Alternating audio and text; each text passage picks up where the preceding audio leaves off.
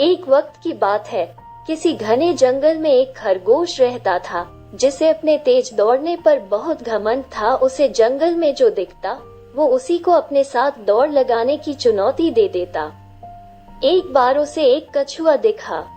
उसकी सुस्त चाल को देखते हुए खरगोश ने कछुए को भी दौड़ लगाने की चुनौती दे दी।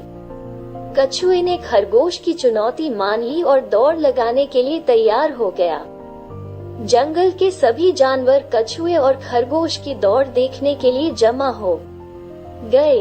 दौड़ शुरू हो गई और खरगोश तेजी से दौड़ने लगा और कछुआ अपनी धीमी चाल से आगे बढ़ने लगा।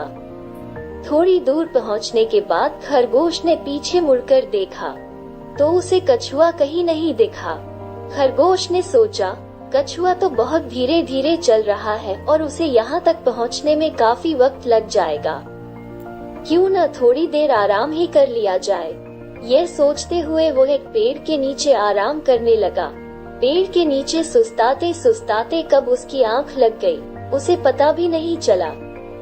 उधर कछुआ धीरे धीरे और बिना रुके लक्ष्य तक पहुंच गया। उसकी जीत देखकर बाकी जानवरों ने तालियां बजानी शुरू कर दी।